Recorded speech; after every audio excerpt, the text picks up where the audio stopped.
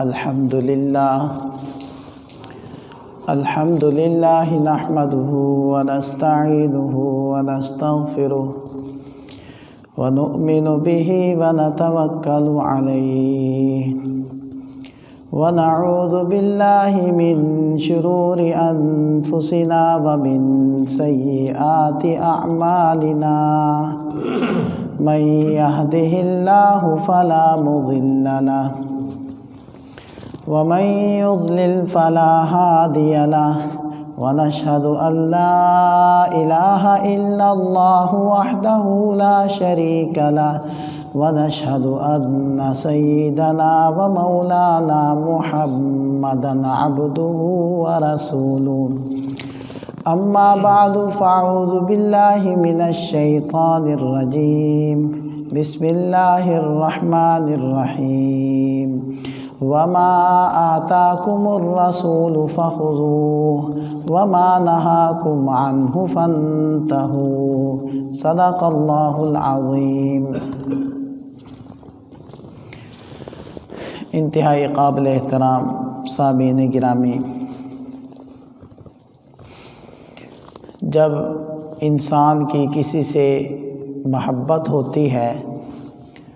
تو اس محبت کے کچھ عملی تقاضے بھی ہوتے ہیں کہ جس کو پورا کر کے انسان اپنی سچی اور حقیقی محبت کا ثبوت دے سکتا ہے۔ اگر کوئی یہ کہتا ہے کہ مجھے اپنی والدہ سے محبت ہے اور والدہ بیمار ہیں تو ان کی دوا دارو کرنا اور ان کی خدمت کرنا یہ اس محبت کا تقاضا ہے۔ اب اگر کوئی محض دعویٰ تو کرے کہ مجھے محبت ہے لیکن نہ دوا دارو کرے نہ خدمت کرے تو آپ سب کہیں گے کہ یہ محبت کے دعوے میں جھوٹا ہے، اس لیے کہ محبت کے تقاضے پر عمل نہیں کر رہا۔ اسی طرح اگر ہم میں سے کسی سے یا کسی بھی مسلمان سے پوچھا جائے تو الحمدللہ وہ یہی کہے گا کہ مجھے اللہ سے اور اس کے رسول صلی اللہ علیہ وسلم سے محبت ہے۔ یہ کہہ دینا بھی چھوٹی بات نہیں ہے، بڑی بات ہے، اس لیے میں نے کہا الحمدللہ وہ یہ کہے گا۔ لیکن آیا اس محبت کے جو تقاضے ہیں اس پر ہم سب مسلمان پورے اتر رہے ہیں اور اس کے تقاضوں پر عمل کر رہے ہیں؟ آپ صلی اللہ علیہ وسلم سے اور اللہ تعالیٰ سے محبت کا تقاضا کیا ہے؟ تو اس آیت مبارکہ میں اللہ تعالیٰ نے ارشاد فرمایا قُلْ إِن كُنتُمْ تُحِبُّونَ اللَّهَ فَاتَّبِعُونِي يُحْبِبْكُمُ اللَّهُ وَيَغْفِرْ لَكُمْ ذُنُوبَكُمْ۔ اے میرے حبیب صلی اللہ علیہ وسلم آپ ان کو کہہ سنائیے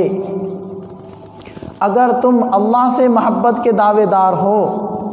تو فَاتَّبِعُونِی میری اتباع کرو، پھر یحببکم اللہ، تم کیا اللہ سے محبت کرو گے؟ اللہ تم سے محبت کریں گے۔ اس کی علامت کیا ہے؟ اس کی نشانی کیا ہے؟ فَاتَّبِعُونِی، تمہیں میری اتباع کرنی ہوگی۔ یہ تمہارے دعوے محبت کا عملی تقاضا ہے اور اس دعوے کو پورا کرنے کی عملی شکل ہے۔ اگر تم اس شکل پر نہیں آتے تو پھر محض تمہارا دعویٰ خالی مالی الفاظ کا ایک مجموعہ رہ جائے گا جس کے اندر روح اور حقیقت کوئی نہیں ہوگی۔ اور دوسری جگہ ارشاد فرمایا من یطع الرسول فقد اطاع اللہ، جس نے رسول صلی اللہ علیہ وسلم کی اتباع کی اس نے اللہ کی اتباع کر لی، اللہ کی فرما برداری کر لی۔ تو گویا کہ ان دونوں آیات سے جہاں یہ بات معلوم ہوتی ہے کہ دعوے کے کچھ تقاضے بھی ہوتے ہیں جس پر پورا اترنا اور عمل کرنا یہ اس دعوے کی حقیقت کی طرف اشارہ کرتا ہے، وہی اس بات کی طرف بھی اشارہ ہو گیا کہ اللہ کے رسول صلی اللہ علیہ وسلم کی اتباع اور فرما برداری یہ اللہ تعالیٰ کی اطاعت ہے۔ تو گویا کہ اللہ جل شانہ جو اپنی اطاعت چاہتے ہیں وہ نبی کریم صلی اللہ علیہ وسلم کی اتباع کی شکل میں چاہتے ہیں، جس کے جسم سے، جس کے قول و فعل سے، جس کے عمل اور کردار سے نبی پاک صلی اللہ علیہ وسلم کی اطاعت کی اور سنت کی پیروی کی عملی شکل وجود میں آئے گی تو وہ اپنے اس دعوے محبت میں سچا جو ہے شمار کیا جائے گا۔ اور اسی کو اللہ تعالیٰ نے ایک اور انداز میں یوں بیان فرمایا، ما آتاکم الرسول فخذوہ، تمہیں رسول جو دیں اس کو لے لو، وما نہاکم عنہ فانتہوا، جس سے روکیں اس سے رک جاؤ،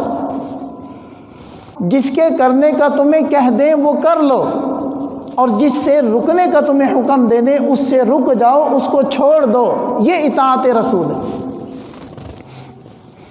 اور نبی پاک صلی اللہ علیہ وسلم نے ارشاد فرمایا، من احب سنتی فقد احبنی، جس نے میری سنت سے محبت کی،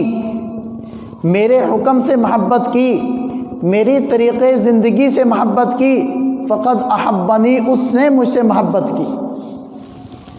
اور جس نے میرے طریقے زندگی سے نفرت کی، فرمایا اس نے مجھ سے نفرت کی، اور جس نے مجھ سے نفرت کی، مجھ سے بغض رکھا، اس نے اللہ سے رکھا، کیونکہ اللہ ارشاد فرما رہے ہیں کہ اگر مجھ سے محبت کے دعوے دار ہو تو میرے محبوب کی اطاعت کرو۔ تو اللہ کی محبت بھی تبھی انسان سے پوری ہو سکتی ہے جب نبی پاک صلی اللہ علیہ وسلم کی محبت کرے، اور نبی پاک صلی اللہ علیہ وسلم کی محبت کی عملی شکل یہ ہے کہ آپ علیہ السلام کے قول و فعل کے اندر اور آپ علیہ السلام کی زندگی بود و باش کے اندر وہ آپ علیہ السلام کی کاپی کرتا چلا جائے، نقل کرتا چلا جائے، پیروی کرتا چلا جائے، اور آپ علیہ السلام کے نقش قدم پر اپنے پاؤں رکھتا چلا جائے، تو یہ آپ علیہ السلام کی محبت ہے، اور آپ علیہ السلام کی محبت میں ہی اللہ تعالیٰ کی محبت۔ لہذا نبی پاک صلی اللہ علیہ وسلم نے ایک مرتبہ یوں ارشاد فرمایا کہ کل امتی یدخلون الجنہ الا من ابا، میری ساری امت جنت میں جائے گی مگر جس نے نافرمانی کی وہ نہیں جائے گا، یعنی جنت میں جانے سے انکار کر دیا وہ جنت میں نہیں جائے گا۔ تو اس کے اوپر سوال تو بنتا تھا کہ جنت میں جانے سے کون انکار کرے گا؟ قیل ومن یأبی یا رسول اللہ، پوچھا گیا یا رسول اللہ جنت میں جانے سے کون انکار کرے گا، کون کہے گا کہ میں جنت میں نہیں جانا چاہتا؟ تو آپ علیہ السلام نے ارشاد فرمایا کہ جس نے میری اطاعت کی وہ جنت میں جائے گا، ومن عصانی فقد ابا، اور جس نے میری نافرمانی کی اس نے بزبان حال یہ کہہ دیا کہ مجھے جنت میں جانے کی ضرورت نہیں ہے، مجھے جنت نہیں چاہیے۔ تو بزبان قال تو کوئی نہیں کہے گا، بزبان حال لوگ نافرمانی کر دیں گے کہ ہمیں جنت کی ضرورت نہیں ہے۔ تو گویا کہ اگر یوں کہا جائے اس حدیث پاک کی روشنی میں کہ جو سنت کا متبع ہے، جو نبی پاک، سنت سے مراد صرف نفلی امور نہیں ہوتے، سنت سے مراد پوری نبی پاک صلی اللہ علیہ وسلم کی زندگی ہے، جس میں فرائض بھی ہیں، جس میں واجبات بھی ہیں، جس میں سنن مؤکدہ بھی ہیں، جس میں سنن غیر مؤکدہ بھی ہیں، سنن عادیہ بھی ہیں، سنن عبادیہ بھی ہیں، ساری زندگی مراد ہے۔ تو اس سے یہ بات واضح ہو گئی کہ جو مطیع اور فرمانبردار بن کر چل رہا ہے وہ گویا کہ بزبان حال یہ کہہ رہا ہے کہ میں جنت کا طالب ہوں اور اس میں جانا چاہتا ہوں، اور جو نافرمانی میں لگا ہوا ہے اور اپنی منمانی زندگی گزار رہا ہے وہ بزبان حال یہ کہہ رہا ہے کہ مجھے جنت نہیں چاہیے، اگرچہ زبان سے وہ کہتا رہے کہ غلامی رسول میں موت بھی قبول ہے، اگر وہ زبان سے کہتا رہے اے اللہ مجھے جنت عطا فرمائیے، لیکن اس کا حال یہ کہہ رہا ہے کہ مجھے جنت کی ضرورت نہیں ہے، اور یہ مفہوم کون بیان کر رہا ہے؟ جناب رسول اللہ صلی اللہ علیہ وسلم خود یہ مفہوم بیان فرما رہے ہیں، جیسے کہ میں نے حدیث پاک آپ حضرات کو سنا دی۔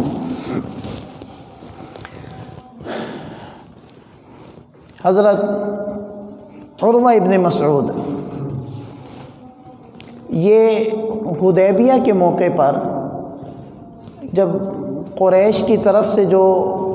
شرائط طے کرنے کے لیے مقرر ہوئے تھے اور گفتگو کرنے کے لیے، تو پہلے یہ تشریف لائے تھے عروہ ابن مسعود رضی اللہ عنہ، مسلمان ہو گئے تھے بعد میں۔ تو یہ جب آپ علیہ السلام سے گفت و شنید کر کے واپس گئے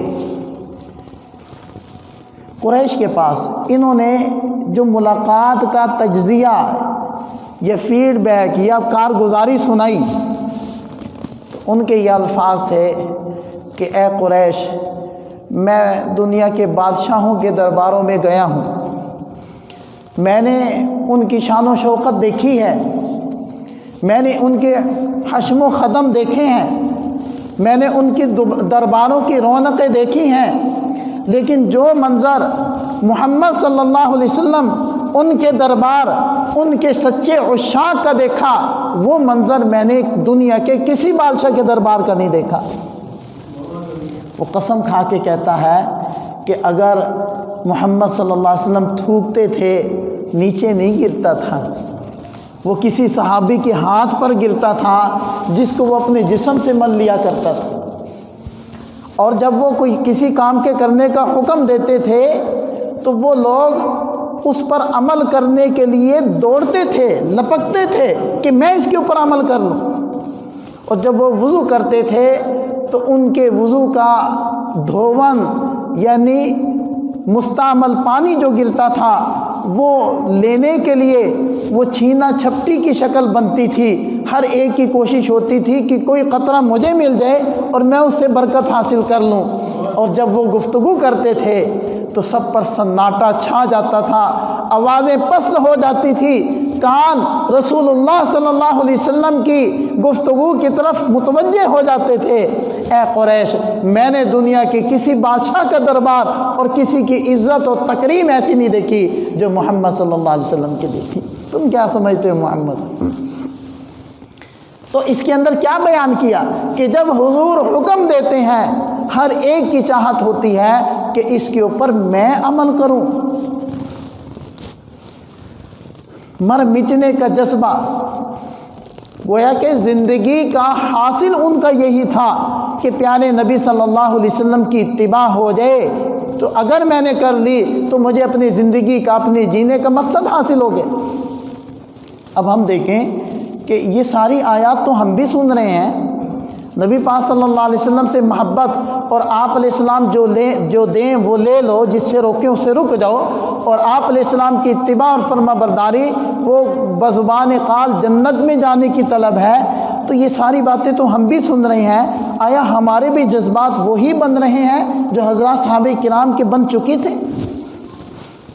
یقیناً آپ صلی اللہ علیہ وسلم کی موجودگی باعث رحمت اور برکت تھی۔ آپ علیہ السلام کے وجود خود ہی ایمان کے اوج سریہ پر پہنچنے کا ایک کامل ذریعہ تھا۔ یقیناً صحابہ کرام کا ہم مقابلہ نہیں کر سکتے، لیکن کچھ تو اپنے دلوں کو ٹٹولیں، کچھ تو اپنے اندر اس جذبے کو بیدار کریں، کچھ تو اپنے دل کے اندر پڑی ہوئی جو چنگاریاں ہیں ان کو ہوا دیں، کچھ تو اپنے دل کو متوجہ کریں کہ ہم کہاں جا رہے ہیں۔ کیا ہماری زندگی ایسی گزر رہی ہے کہ کوئی کام کرنے سے پہلے میں سوچ لیتا ہوں کہ میرے نبی صلی اللہ علیہ وسلم کا کوئی طریقہ اس میں ہے تو میں وہ پورا کر لوں؟ ایک بڑے بزرگ گزرے ہیں، بڑے عالم گزرے ہیں، وہ فرمانے لگے کہ ایک دن میں نے ایسے بیٹھے بیٹھے سوچا کہ میں اپنی 24 گھنٹے کی زندگی پر تھوڑی نگاہ دوڑاؤں کہ میری زندگی آیا سنت کے مطابق ہے، اگر کوئی سنت مجھ سے چھوٹ رہی ہے تو میں اس کو بھی اپنا لوں۔ تو کہنے لگے کہ میں نے اپنی 24 گھنٹے کی زندگی کے اوپر نگاہ دوڑائی اور اس کو بڑے غور سے دیکھا تو مجھے یہ سمجھ میں آیا کہ الحمدللہ الحمدللہ 24 گھنٹے کی زندگی سنت کے مطابق گزر رہی۔ تو کبھی ہمارے دل کے اندر بھی یہ خیال آیا کہ ہماری 24 گھنٹے کی زندگی کیسے گزر رہی ہے؟ حضور نبی کریم صلی اللہ علیہ وسلم کے اصحاب کا کیا معاملہ تھا، اور ان کے اندر آپ علیہ السلام کے احکام کی اتباع کا جذبہ کتنا تھا کہ صحابی روایت کرتے ہیں کہ ایک مربع نبی پاک صلی اللہ علیہ وسلم خطبہ ارشاد فرما رہے ہیں، حضرت عبداللہ ابن رواحہ وہ مسجد کی طرف تشریف لا رہے ہیں اور کچھ لوگ پیچھے کھڑے تھے، تو آپ علیہ السلام نے کھڑے ہوئے لوگوں کو دیکھ کر فرمایا بیٹھ جاؤ۔ یہ آواز حضرت عبداللہ ابن رواحہ کے کان میں پہنچ گئی اور وہ دروازے پر بھی نہیں ابھی پہنچے تھے، کچھ پیچھے تھے، تو ان کے کان میں جیسے ہی آواز پڑی وہ وہیں بیٹھ گئے۔ خطبے کے بعد صحابہ نے آپ علیہ السلام کو بتلایا کہ عبداللہ ابن رواحہ آ رہے تھے، آپ کی آواز جب ان کے کانوں تک پہنچی وہ وہیں بیٹھ گئے، تو سرکار نے ارشاد فرمایا اللہ جل شانہ عبداللہ کے اللہ تعالیٰ کی اطاعت اور رسول کی اطاعت کے اس جذبے کو مبارک کرے اور مزید برکت عطا فرمائے۔ اور بالکل یہی واقعہ حضرت عبداللہ ابن مسعود رضی اللہ عنہ کا ہے کہ وہ تشریف لا رہے تھے، دروازے میں پہنچے تھے کہ آواز کانوں سے ٹکرائی کہ بیٹھ جاؤ، حضرت عبداللہ ابن مسعود وہیں بیٹھ گئے۔ آپ صلی اللہ علیہ وسلم نے منبر سے ارشاد فرمایا عبداللہ تم اندر آ جاؤ، تمہیں بیٹھنے کا حکم نہیں تھا۔ یعنی ایک قدم بھی محبوب صلی اللہ علیہ وسلم کا حکم سن کر آگے نہیں بڑھتا تھا، وہیں رک جاتا۔ صحابی کو دیکھا آپ علیہ السلام نے انگوٹھی پہنی ہوئی، سونے کی انگوٹھی، آپ علیہ السلام نے ارشاد فرمایا کہ اس کو پھینک دو، اس لیے کہ اللہ نے میری امت کے مردوں پر سونے کو حرام کر دیا۔ اس صحابی نے اس انگوٹھی کو نکالا اور پھینک دیا۔ تو بعد میں جب آپ علیہ السلام وہاں سے تشریف لے گئے، دیگر احباب نے کہا کہ انگوٹھی اٹھا لو، بیچ کر کسی کام میں لے آؤ یا گھر کی عورتوں کو دے دو، خامخواہ آدھے تولے کی تو ہوگی۔ تو وہ فرمانے لگے کہ جس چیز کو پیارے نبی صلی اللہ علیہ وسلم نے فرما دیا کہ پھینک دو، میں اس کو نہیں اٹھاؤں گا۔ جب فرما دیا پھینک دو، بس پھینک دی۔ ہمارا بھی یہ جذبہ ہونا چاہیے، جس بات کو میرے نبی نے فرمایا چھوڑ دو، بس چھوڑ دیا۔ جس چیز کو کہا دل سے نکال دو، بس نکال دیا۔ جس بات کو کہا اپنا لو، بس اپنا لیا۔ میں نے یہ نہیں سوچنا کہ اس وجہ سے تھا یا کس وجہ سے تھا، بس مجھے تو یہ بات مل گئی کہ سب سے بڑی ریزن مل گئی کہ میری سرکار نے یہ بات ارشاد فرمائی ہے، بس میں دل و جان سے اس کو قبول کروں گا اور حرز جان بنا کر اس کے اوپر عمل کروں گا۔ یہ جذبہ نہیں۔ حضرت جسامہ رضی اللہ عنہ، حضرت عمر فاروق رضی اللہ عنہ نے ان کو قیصر کے دربار میں بھیجا، روم۔ تو وہ فرماتے ہیں کہ مجھے کرسی پر بیٹھنے کا اشارہ کیا گیا تو میں بیٹھ گیا۔ تو بیٹھنے کے تھوڑی دیر بعد جب میں نے غور کیا تو مجھے احساس ہوا کہ یہ کرسی تو سونے کی ہے، تو فوراً اس کے اوپر سے اٹھ گئے۔ تو یہ ان کا عمل دیکھ کر قیصر مسکرایا اور کہنے لگا کہ کیا بات ہے، کیوں اٹھ گئے ہو؟ ہم نے تو تمہارے اعزاز کے لیے یہ سونے کی کرسی لگائی ہے۔ تو اس پر حضرت جسامہ رضی اللہ عنہ فرمانے لگے میں اس کرسی پر نہیں بیٹھوں گا، اس لیے کہ میرے محبوب صلی اللہ علیہ وسلم نے سونے کی چیزوں کو استعمال کرنے سے منع فرمایا، میں نہیں بیٹھوں گا۔ یہ نہیں ہے کہ اس کے دربار سے متاثر ہو جائیں یا وہ پیغام لے کر جا رہے ہیں اس نیت سے کہ شاید یہ میری بات کو قبول کر لے تو چلو میں اپنے محبوب کی تھوڑی سی نافرمانی کر لوں، شاید یہ بادشاہ قائل ہو جائے۔ نہیں، اس بات پر کوئی کمپرومائز ان کے نزدیک تھا ہی نہیں کہ جب میرے محبوب نے فرما دیا بس فرما دیا، اگلی بات ان کے ذہن میں نہیں آیا کرتی۔ آپ علیہ السلام باہر تشریف لے گئے اور ایک قبہ نما مکان بنا ہوا تھا، مطلب ضرورت سے زائد خرچہ ہوا تھا۔ تو آپ علیہ السلام نے فرمایا کہ یہ کس کا ہے؟ تو صحابہ نے بتلا دیا کہ یہ فلاں انصاری صحابی کا ہے۔ تو آپ علیہ السلام خاموش ہو گئے، مطلب اچھا نہیں لگا آپ علیہ السلام کو۔ تو بعد میں جب وہ صحابی آئے اور حضور صلی اللہ علیہ وسلم کو آ کر سلام کیا تو آپ علیہ السلام نے ناگواری کی وجہ سے چہرہ پھیر لیا، سلام کا جواب نہیں دیا، ناراضگی کا اظہار فرمایا۔ اس نے دوبارہ کیا، سہ کیا، آپ علیہ السلام نے جواب نہیں دیا۔ یہ محسوس کرنے لگے کہ کوئی بات تو ضرور پیش آئی ہے۔ جب دیگر احباب سے پوچھا تو انہوں نے بتلایا کہ یہ قصہ پیش آیا تھا، آپ کا مکان دیکھا تھا تو حضور علیہ السلام نے پوچھا تو ہم نے بتا دیا، تو بس سمجھ گئے یہی وجہ ہے۔ گئے فوراً اور اس مکان کو گرا کر زمین کے برابر کر دیا اور آ کر جتلایا بھی نہیں، حضور آپ کو اچھا نہیں لگا تھا، آپ کی محبت میں نے یہ کر دیا۔ جو سچے عاشق تھے ان کو جتلانے کی بتلانے کی ضرورت نہیں تھی۔ دوسرے کسی موقع پر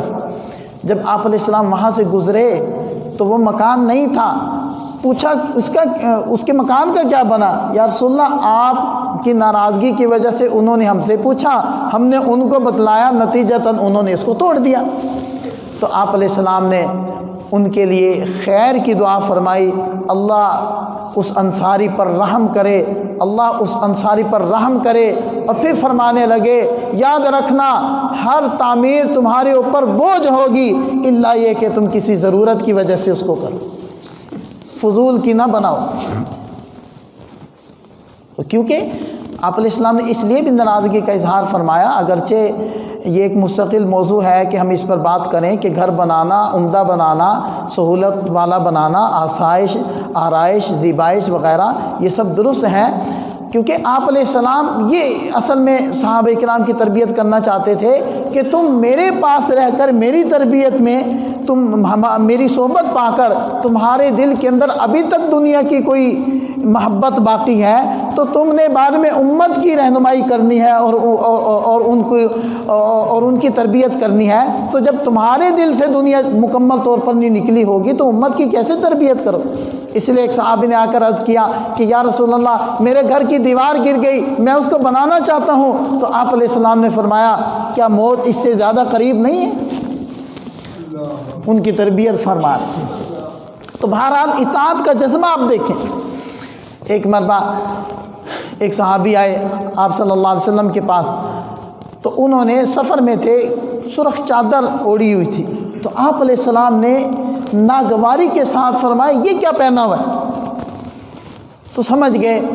واپس آئے اور سیدھا آ کر اس چادر کو اتار کے کہتے ہیں تندور جل رہا تھا میں نے اس کے اندر پھینک دی۔ تو بعد میں آپ علیہ السلام نے پوچھا اس چادر کا کیا بنا؟ یا رسول اللہ آپ نے ناراضگی کا اظہار کیا تھا، میں نے اس کو جلا دیا۔ تو آپ علیہ السلام فرمانے لگے گھر کے افراد میں سے کسی کو دے دیتے، اس لیے کہ ان کے پہننے میں تو کوئی حرج نہیں تھا، لیکن صحابی نے نہیں سوچا کہ میں اس کا کوئی اور مصرف نکال لوں، فوراً اتار کر اس کو آگ کی نظر کر دیا کہ یہ سبب بنی ہے میرے محبوب صلی اللہ علیہ وسلم کی ناراضگی کا۔ اسی طرح ایک مرتبہ آپ علیہ السلام نے ارشاد فرمایا، حضرت خزیم ایک تو تھے صحابی خزیمہ اور ایک صحابی ہے خزیم زے سے، تو ان کے بارے میں آپ علیہ السلام نے ارشاد فرمایا خزیم بہت اچھے آدمی ہیں، اگر ان کے بال چھوٹے ہو جائیں اور ان کا ازار ان کے ٹخنے سے اوپر ہو جائے، تو یہ بات کسی نے جا کر ان کو بتلائی، تو یہ بات سنتے ہی وہ بھاگے اور چاقو لے کر وہ فوراً اپنے بالوں کو کاٹنے لگے۔ جلدی میں کینچی نہیں ملی تو چاقو سے اس کو کاٹنے لگے اور اپنی لنگی کو فوراً اٹھا کر ٹخنوں سے اوپر کر لیا کہ میرے پیارے حبیب صلی اللہ علیہ وسلم کو یہ عمل پسند ہے۔ یہ تھی اطاعت۔ ایسے ہی حضرت ابو ذر غفاری رضی اللہ عنہ، ان کو کسی نے دیکھا کہ انہوں نے ایک چادر اوڑھی ہوئی ہے، اس زمانے میں شلوار قمیض اور باقاعدہ اس کپڑا اتنا بہتات میں کپڑا نہیں ہوتا تھا اور باقاعدہ اس کو سلائی ولائی کا چکر نہیں ہوتا تھا، بس ایک چادر مل گئی تو اسی کو جسم پر لپیٹ لیا کرتے تھے۔ تو حضرت ابو ذر غفاری نے ایک چادر اپنے اوپر ڈالی ہوئی ہے اور ایک اور چادر بالکل اسی جیسی ملتی جلتی وہ ان کے غلام کے اوپر بھی ہے۔ تو کسی نے کہا کہ حضرت یہ غلام والی چادر بھی ظاہری بات آپ کی ہی ہے، تو یہ دونوں چادروں سے ملا کر اچھا سا جوڑا بنا لیتے اور غلام کو کوئی کم درجے کی معمولی درجے کا کپڑا پہنا دیتے تو اس کی تو خیر تھی۔ تو اس پر حضرت ابو ذر غفاری رضی اللہ عنہ نے فرمایا کہ ایک مرتبہ میں نے ایک غلام کو کوئی کمزور بات کر دی، کوئی ایسی آر دلانے والی بات کر دی، تو جب آپ صلی اللہ علیہ وسلم کو یہ بات پتہ چلی تو آپ علیہ السلام نے فرمایا ابو ذر تیرے اندر سے اب تک جاہلیت کے اثرات ختم نہیں ہوئے